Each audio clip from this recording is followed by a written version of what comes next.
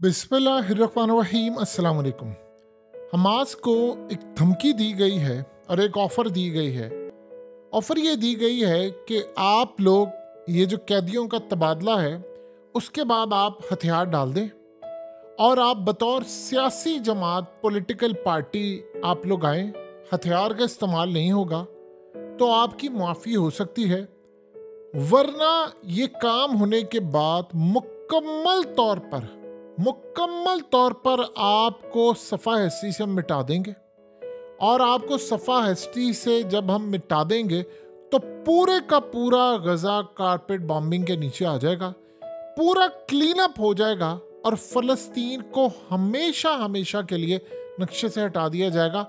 Choice आपकी है, आपके पास सिर्फ चंद दिन बाकी हैं।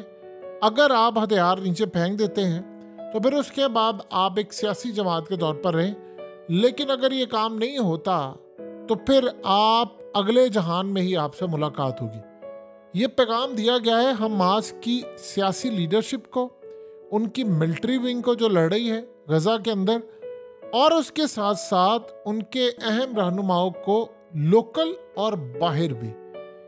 अब आप ये सोचिए कि 7 ऑफर्स भी की गई हैं, पैसा, चीज़ें, इन्फ्लुएंस और बहुत सारी चीज़ें उनको ऑफ़र की गई हैं कि ये आपके पास लास्ट मोमेंट है, अगर आप ये कर लेते हैं तो ठीक है, नहीं तो फिर इसराइल के गज़ब का निशाना बनेंगे। असल में इसराइल का प्लान क्या है कि इस वक्त चूँकि अवाम उसके ख़िलाफ़ हुई पड़ी है तो अवाम की वजह से वो कैदियों को रिहा करवा रहे हैं। अब प्रॉब्लम ये है कि हमास ने ऐसा काम किया है जो इनके गले पड़ेगा।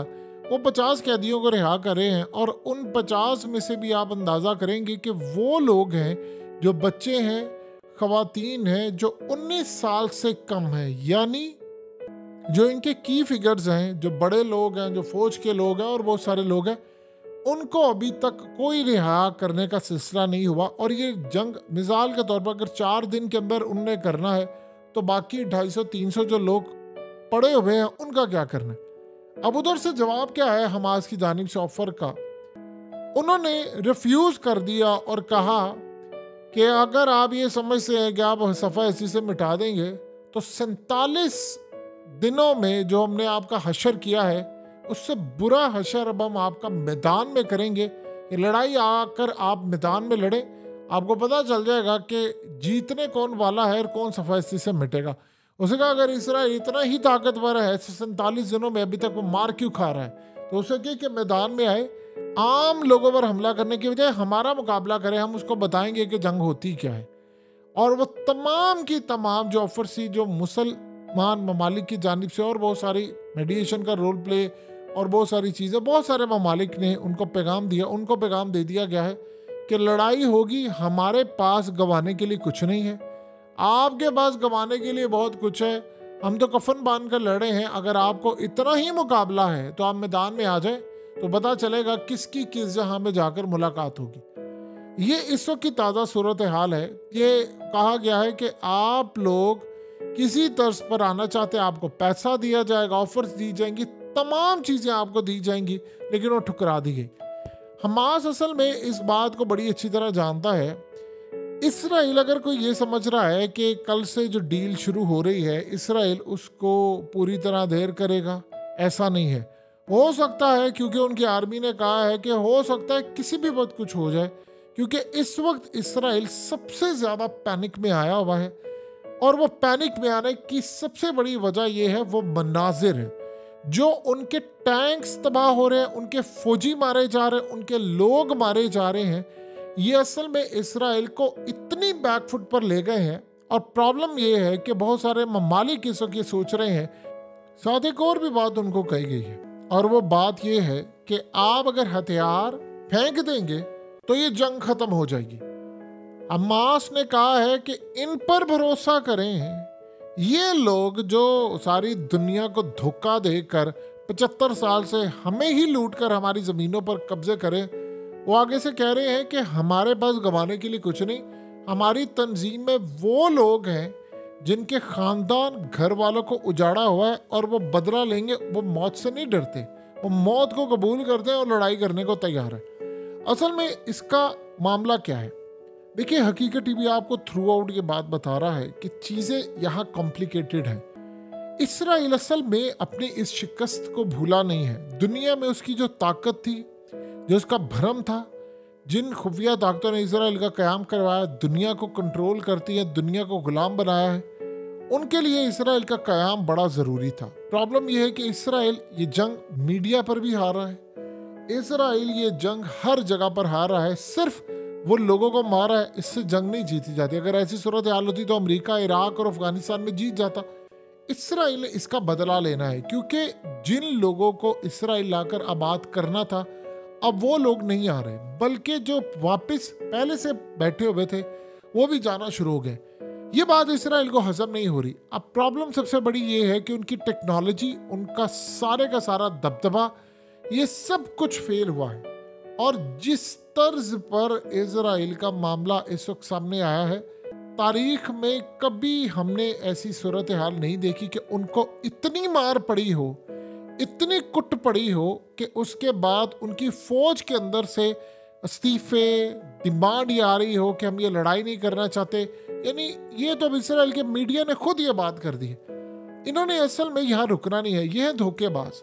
किसी भी वक्त डील के दौरान हमला कर सकते हैं, क्योंकि जिस तरह जलील करके हमास इनके साथ डील कर रहा है, बच्चों को और इनको रिहा कर रहा है और लड़कियों को, इसके बाद वो इनको नहीं छोड़ने वाले। वो ये समझ रहे हैं कि अगर हमने इनको इसी तरह छोड़ दिया, और हमारी यहाँ पर आप जानते हैं 47 दिन क्यों ये लड़ाई जलती रही है, इन्होंने कैदियों को रिहा करवाना था, वो नहीं करवा सके, और इनकी बहुत बड़ी शिकस्त हुई है, बहुत बड़ी शिकस्त हुई है। अमेरिका उनको वार्न कर रहा है, इसराइल ने इसका लेना है बदला। इसराइल का दिमाग इस वक्त फिरा हुआ है। उनको ये बात, ये जो उन्होंने धमकी दी है, अगर लड़ाई को इसी तर्ज पर लड़ेंगे तो बताइए क्या इसराइल जीत सकता है? फिर 47 दिन क्या, फिर 247 दिन। टैंक्स उनके ख़त्म हो रहे हैं, मिसाइल उनके ख़त्म हो रहे हैं, उनकी कैपेसिटी ख़त्म हो रही है।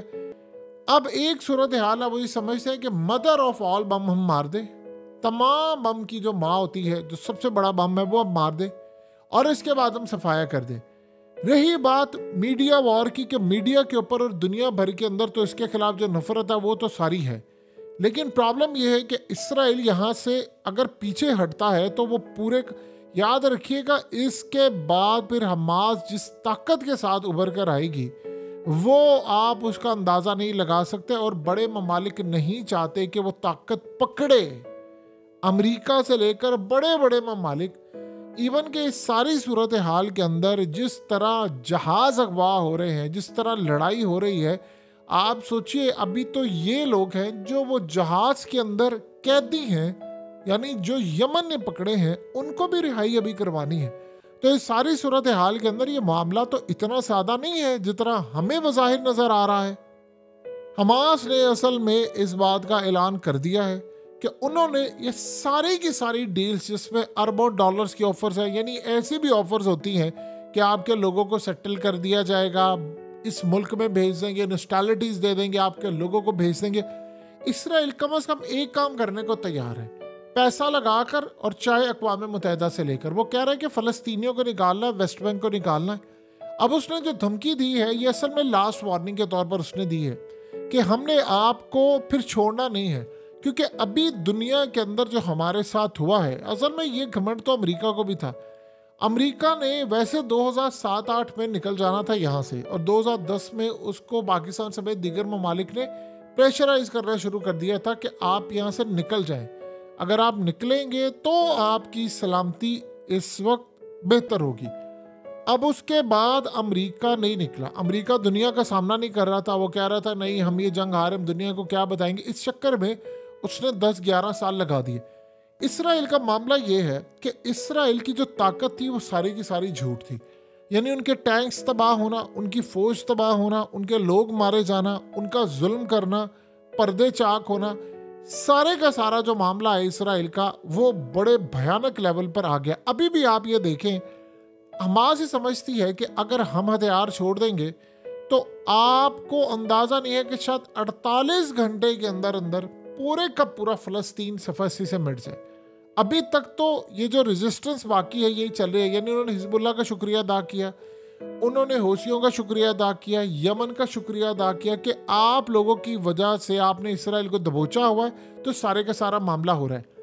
अभी लोग शायद ये समझ रहे हैं कि इस पहला फेज जो है वो तो इस जंग का हार चुका है इसराइल, उनके कैदी रहे हैं, 47 दिन की उनको मार पड़ी है। लेकिन अगला फेज जो इसराइल का है, अगर उन्होंने बड़ी जंग शुरू यहाँ पर करनी है तो उसके लिए उनके पास अगर इस तरह के हथियार होंगे, यानी आप बमबारी करेंगे, तो लोग तो इस दफ़ा हजम नहीं करेंगे। प्रॉब्लम सबसे बड़ी ये है कि बहुत सारे ममालिक चाहते हैं कि लड़ाई यहाँ पर ख़त्म हो जाए, और इसराइल ये चाहता है कि लड़ाई जो ख़त्म हो वो मेरी टर्म्स एंड कंडीशन पर ख़त्म हो। ख़त्म तो सारे करना चाह रहे हैं, चाहे वो हमास हो या सारे हो, लेकिन इसराइल चाहता है मेरी टर्म्स एंड कंडीशन ये है कि हमास हथियार डाल दे, और मुस्लिम ममालिक को कह रहे हैं कि आप इनको जाकर कन्विंस करें कि हथियार डाल दे, वरना हम आपको सफ़ासी से मिटा देंगे। कहा तो अमेरिका ने भी यही था, अफगानिस्तान के अंदर बड़े ममालिक को पैगाम दिया था पाकिस्तान समेत कि आप जाकर उनको बता दें कि हम आपको मुकम्मल तौर पर जो आपकी एक तारीख चलती आ रही है पख्तून कल्चर की, वो ख़त्म हो जाएगी। दुनिया किताबों में आपको याद रखेगी, हम आप पर इतनी बमबारी करेंगे, हम आप पर इतनी बमबारी करेंगे, इतने लोगों को मारेंगे कि आपका नाम लेने वाला कोई नहीं होगा। तो उस वक्त मुल्ला उमर ने इनको कहा था कि हम लोग सोच रहे थे कि हम आपके साथ जंग करें ना करें, ये करें ना करें, लेकिन नबी पाक सल्लल्लाहु अलैहि वसल्लम ख्वाब में मुझे आकर बिशारत देते हैं कि ये जंग तुमने करनी है। और वो कह रहे थे कि 3 दिन 3 रातें यानी 3 दफ़ा मुझे ये बिशारत मिली और मुझे पैगाम दिया गया कि आपने जंग करनी है। तो उसने कहा कि पहले तो दिमाग में थोड़ी सी बात थी कि मैं यानी झुक जाऊं, चुप हो जाऊं, फलाना हो जाऊं, लेकिन जब ये बिशारत होगी तो मुझे समझ आ गई कि फैसला हो गया है कि जंग हम ही जीतेंगे। अब ये 2001 की बात है। तो उन्होंने जाकर फिर पाकिस्तान को पैगाम दे दिया कि आप जाकर अमेरिका को कह दें कि आ जाए, आप फौजें उतार दें, हम जंग करेंगे। हम ये नहीं देखते कि आपके पास हथियार कितना है, हमारे पास लाठियां हैं, हमारे पास हथियार नहीं है। हम इस जंग को जीतेंगे और दुनिया आपका कब्रिस्तान अफगानिस्तान में बनते हुए देखेगी। फिर उसके बाद दुनिया ने देखा, वो तो इस दुनिया में नहीं रहे, लेकिन अमेरिका का कब्रिस्तान बन गया। ये बात बिल्कुल तय हो गई है। और मुल्ला उमर रहते भी अमेरिका के मिलिट्री बेस से थोड़े फासले पर थे, उस घर में थे जहां पर अमेरिका ने कई दफ़ा रेड किया और कई दफ़ा ऐसा हुआ कि वो उनको पकड़ नहीं पाया और बाद में फिर आप जानते हैं कि उनकी तबाही मौत हुई। तो आप इस सारी सूरत हाल को देखें कि धमकी जो इसराइल दे रहा है वो लगभग अमेरिका जैसी ही है कि ये हो जाएगा, वो हो जाएगा। लेकिन असल में हमास के साथ मामला ये जुड़ा हुआ है कि मुस्लिम ममालिक के अंदर ये डिमांड बढ़ रही है, क्योंकि इसराइल ने तो पीछे नहीं हटना। टेम्परेरी इस वक्त आप ये देखिए कि उनको शिकस्त हुई है वक्ती तौर पर। ये वक्ती तौर पर उनको शिकस्त, वो समझ रहे हैं, वो कह रहे हैं कि हम बाउंस बैक करेंगे। हमने आगे आकर हमला करना है, चाहे हम लोगों को मारे, चाहे हम बड़े पैमाने पर इनका नुकसान करें, हम तबाही फेर दें, लोगों को उड़ा दें, हमें सारी दुनिया की मुखालफत मोल लेनी पड़े। यानी वो ये कहता ना, एक दफ़ा बंदा खुलकर सामने आ जाता कि ठीक है अब तो पूरा वर्ल्ड हो गया है, हम ये काम करेंगे। उनका प्लान आगे क्या है कि इस जंग को बड़े पैमाने पर लेकर जाना और इसमें बाकी यूरोप और सबको मिला लेना। जब ये यूरोप इसमें शामिल होगा तो पहली तो बात है बहुत सारे मालिक नहीं होंगे, लेकिन जो होंगे उनके आवाम सड़कों पर होगी। और उन्होंने इसराइल के खिलाफ इतनी नफरत देख ली है कि अब वो इनको शामिल नहीं होने देंगे। इलॉन मस्क ने जैसे बात की थी कि इनके अपने मुल्कों में खाना जंगी शुरू हो जाएगी, तो वो मामला है। दूसरा, मुस्लिम ममालिक की बुज़दिली जो सामने आई है वो भी एक अलग लेवल की है। यानी उसमें इवन कि अर्दोगान से भी लोग खफा हैं कि भाई आपने सिर्फ बातें की, ये हुआ वो हम ये कर देंगे वो कर देंगे। अभी तक अगर चंद लोग फटे जॉगर्स और फटी चीज़ों के साथ लड़ाई कर रहे हैं तो इसका ये मतलब है कि इसराइल अगर उनको शिकस्त नहीं दे सकता, तो अगर मुस्लिम फोर्सेस चली जाती तो इसराइल का हशर नशर क्या होता। तो इस सारी सूरत हाल में अब तक की जो ऑफ़र की गई है हमास को कि आप पैसा लें, चीज़ें लें और आप ये ख़त्म कर दें, उन्होंने कहा हम जूते की नोक पर रखते हैं, हम इसको ख़त्म नहीं करेंगे। हम तो कफन साथ लेकर आ रहे हैं, तुम्हें लड़ाई का इतना शौक है तो हमारी तरह मैदान में आकर लड़ो, निहत्तों को क्यों मारे हो, हमसे लड़ो, हम तुम्हें बताएंगे कि लड़ाई होती क्या है। और तुम हमसे जब लड़ाई करोगे तो फिर पता चल जाएगा कि कौन सर्वाइव करता है कौन नहीं। उन्होंने क्लियर पैगाम कर दिया और रिफ्यूज़ कर दिया कि हम यहाँ पर सरेंडर नहीं करेंगे, हथियार नहीं फेंकेंगे, और अगर आपको लगता है कि हमारी ताकत ख़त्म हो जाएगी तो हम इस ताकत पर रहते नहीं है जिस तकब्बुर को आप लेकर चलते हैं। मैदान में उतरें और आपको पता चल जाएगा कि लड़ाई कब, कैसे, किस जगह और कितनी देर तक जारी रहेगी। हम लंबी लड़ाई लड़ने के लिए तैयार हैं।